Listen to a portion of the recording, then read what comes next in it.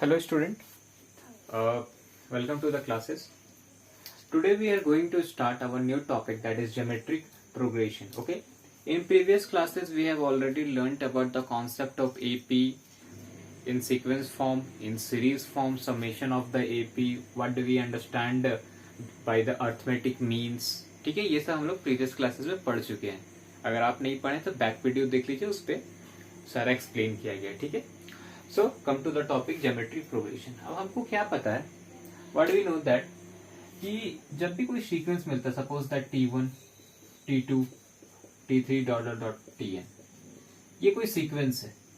ये सीक्वेंस है. अब ये सीक्वेंस से कोई पर्टिकुलर रूल या फिर ऑर्डर फॉलो करता है, तब उस रूल या उस ऑर्डर के अकॉर्डिंग इस सीक्वेंस का नाम पड़ता है. जैसे एपी में क्या पढ़ चुके हैं कि अगर ये कॉमन डिफरेंस जब निकालते हैं तो T2 माइनस T1 ये इक्वल हो T3 माइनस T2 का.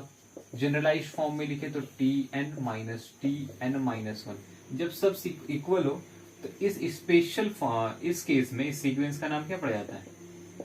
अरिथमेटिक प्रोग्रेशन, एपी पड़ जाता है. लेकिन क्या हो जब एक टर्म को उसके ठीक पहले वाले टर्म से डिवाइड करे और उससे जो रेशियो मिलता है वो रेशियो कॉमन होगा. कॉमन होगा मीन्स कांस्टेंट होगा हर एक दिस टाइप ऑफ डिवीजन के लिए. जैसे मान लीजिए कि T2 डिवाइडेड बाई T1 ये कॉमन रेशियो या फिर डायरेक्टली रेशियो, यही इक्वल होगा अगर T3 divided by T2. Next one यही इक्वल होगा T4 डिवाइडेड बाई T3. क्या कर रहे हैं, कोई भी टर्म पकड़ा, सपोज दैट T4 उससे ठीक पहले वाला टर्म दैट इज T3 से डिवाइड कर रही है और रेशियो निकाल के देखिए. अगर वो इस तरह सारा इक्वल हो रहा है तो वो एक क्या कहलाएगा, वो सीक्वेंस तब जीपी में कहलाएगा, ज्योमेट्रिक प्रोग्रेशन. तो इसका कॉमन क्या लिखेंगे, अगर जनरलाइज्ड फॉर्म में लिखना हो तो Tn divided by Tn minus 1. इस टाइप का जब हो तब क्या कहलाएगा, हमारा गिवन सीक्वेंस किसमें है, जीपी में. Okay, let's take a example. Suppose that 3 square 3 to the power 3 3 to the power 4 dot dot dot. Okay, goes up to suppose that infinity, no issue. n तक भी जा सकता है, infinity भी जा सकता है, कोई इशू नहीं है.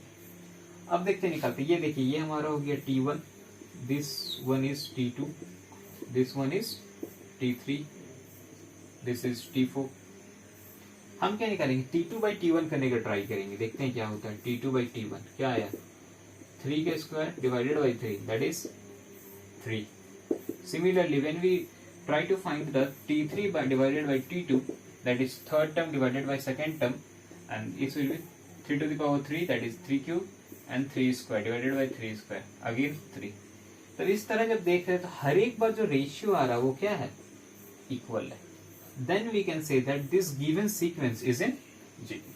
So we finally learned about the concept कि भाई एक सीक्वेंस दिया हुआ उसमें क्या प्रॉपर्टी होना चाहिए जिससे हम बोल सके कि वो सीक्वेंस जीपी में. वो क्या होगा, Tn अपॉन Tn माइनस 1 ये कांस्टेंट होगा through out the sequence.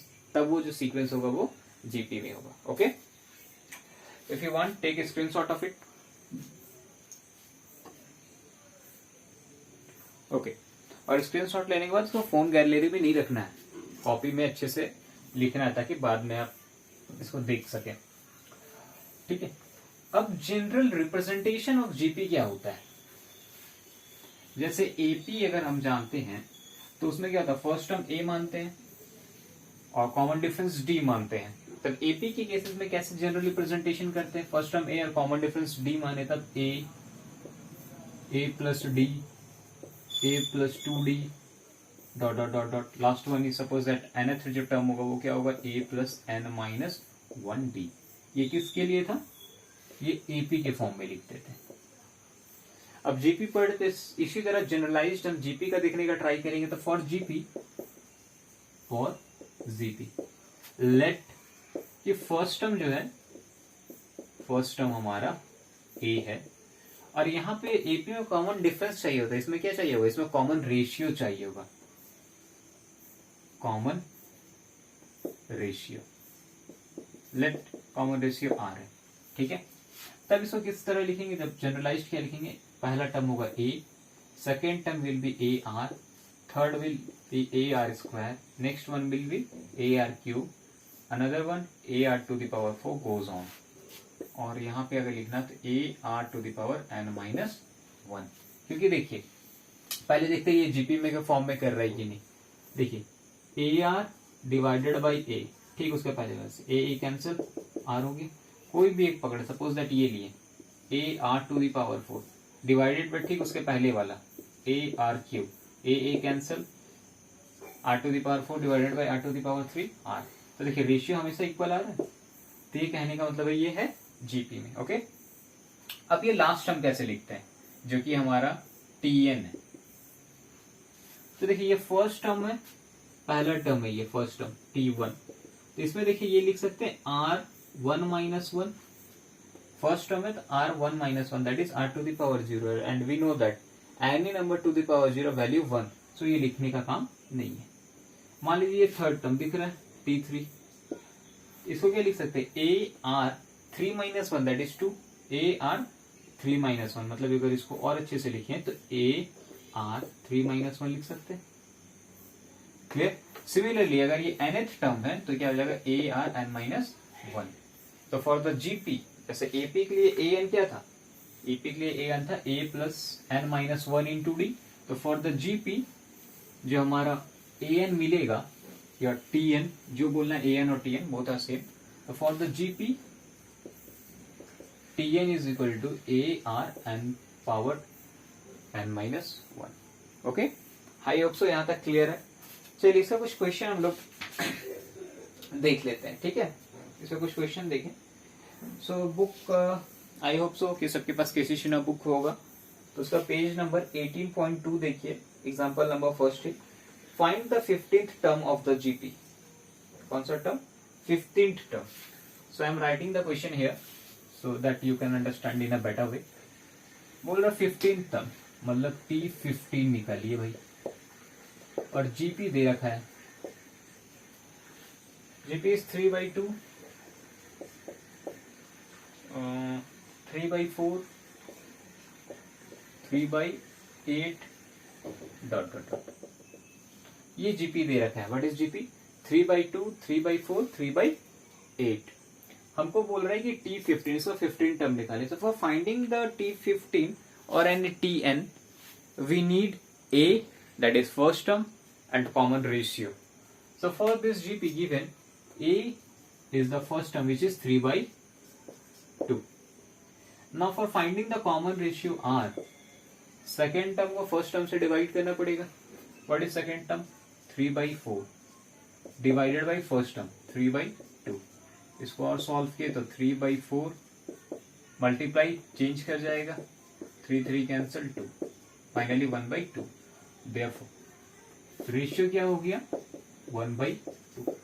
Now asking for the T15, so T15 means what, A into, और you can first of all write the formula, Tn is equal to A into R to the power n-1। So put the value n is equal to 15, A का value 1/2, R का value 1/2 to the power 15 minus 1, तो 1/2 into 1/2 to the power 14। फिर देखिए base same है, half half power add हो जाएगा, तो 1/2 to the power 15। ये किसका वैल्यू हो गया, T15 का, and this is the answer. Hope so कि बहुत इजी है, ज्यादा मेहनत करने का काम नहीं होगा। Okay okay, I am sorry, there is one mistake. The value of A is not half. The value of A is 3/2. So put 3/2.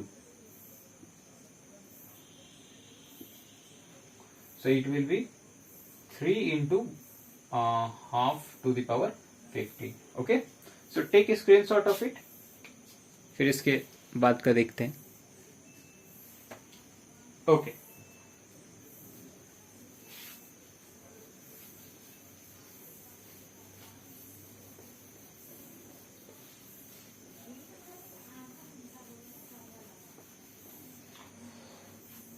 कुछ और अच्छा वाला क्वेश्चन ट्राई करते हैं हम लोग। Suppose that one question is given, example number 6. I am writing the question in mathematical form. Okay. Question बोल रहा है कि the first term of GP is the first term of GP, that is T1 is equal to 1. Okay. और बोल रहा है the sum of the third and fifth term is 90. The sum of third and fifth term. Third means T3 plus T5. Sum of the third and fifth term is equal to 90. ये question में दे रखा है.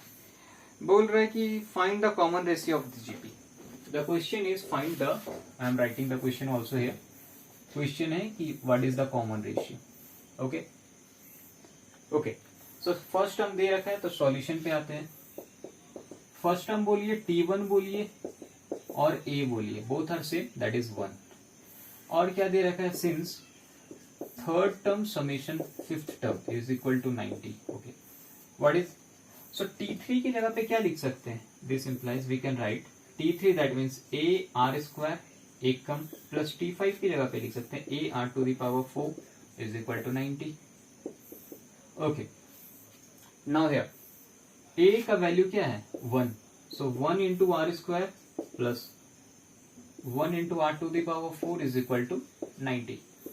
Solve it little, तो 1 into R square 1 into 4 R to the power 4 R to the power 4. So इसको एक well arranged order में लिखे according to the power. तो R to the power 4 plus R square, इधर 90 है, इधर आया तो minus 90 is equal to 0. So we have to solve this equation, that is biquadratic equation. Power 4 है बाइक्वाड्रेटिक, इसको सॉल्व करना पड़ेगा आर का वैल्यू के लिए. तो सॉल्व करने का बहुत मेथड है. सिंस यहाँ आर स्क्वायर हमको दिख रहा है तो एक छोटा सा क्या काम कर लेते हैं कि इसको क्वाड्रेटिक में कन्वर्ट करके सॉल्व करने का ट्राई करते हैं. ओके, और सिंस ये बाइक्वाड्रेटिक है, अभी तक आप लोग बाइक्वाड्रेटिक को सॉल्व करना नहीं जानते अच्छे से, but we know the concept that how to solve a quadratic equation. So let convert this biquadratic equation into the quadratic equation. तो उसके लिए क्या है, let R square is equal to x. R square की जगह पे क्या substitute किए, एक्स सब्स्टिट्यूट करते, तो क्या ये हो जाएगा एक्स टू द पावर 4. इसको लिख सकते हैं R square to the power 2 और आर स्क्वायर की जगह पे एक्स. तो फाइनली क्या लिख सकते हैं, एक्स स्क्वायर लिख सकते हैं इसके जगह पे, प्लस आर स्क्वायर का वैल्यू कितना है माने x minus 90 is equal to 0. बनिए by quadratic quadratic equation. Factorization method से सॉल्व कर देते हैं. ये हो जाएगा x square minus 9x plus 10x minus 90 is equal to 0. Okay, that is x square minus 9x plus 10x minus 90 is equal to 0. देखिए तो minus 9x plus 10x, x मिल गया. Okay, take common x minus 9, take common 10 that is again x minus 9 is equal to 0. Again take x minus 9 common, it will be x plus 10 is equal to 0. So here we can write either x minus 9 is equal to 0 or x plus 10 is equal to 0. Therefore अगर ये x minus 9 is equal to 0 क्या हो जाएगा, x is equal to 9 और x is equal to minus 10. लेकिन हमको x का value नहीं चाहिए था, हमको वैल्यू चाहिए था r का. तो अगेन x की जगह पे क्या पुट कर देंगे, आर स्क्वायर. तो देखिए R square is equal to 9 और R square is equal to minus 10. R square is equal to minus 10. अब देखिए यहाँ स्क्वायर है, इधर नेगेटिव है. Yes we know in class 11th we have to study about the complex number, लेकिन complex number हर एक जगह पुट नहीं करते हैं, खासकर रेशियो में तो बिल्कुल नहीं, क्योंकि डिवाइड कर रहे हैं, हमको एग्जैक्टली रियल नंबर मिलना चाहिए था. तो ये देयरफॉर ये पॉसिबल नहीं है कि आर स्क्वायर नेगेटिव में हो, तो ये पॉसिबल है. तो R square is equal to 9, therefore the value of R is plus minus 3. Hence क्या पूछा था, रेशियो पूछ रहा था. तो रेशियो हमारे पास दो हो सकता है, या तो +3 या फिर -3, and this will be answer. Hope so कि कोई प्रॉब्लम ना हो. If you having any problem regarding the concept or solution of the question, you can ask me via various method or comment in WhatsApp or in next live classes. Okay, ठीक है. So take a screenshot of it.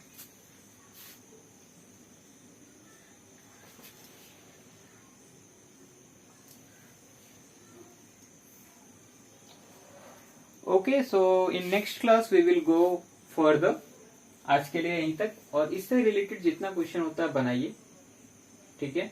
If you have any doubt ask me, and my Telegram channel link is also given in the description box. You can connect via that Telegram channel to me. उस पर कुछ notes वगैरह डाल रहे हैं, आप वहां से भी देख सकते हैं, ठीक है. Okay, keep studying, keep growing. Thank you. Have a nice day.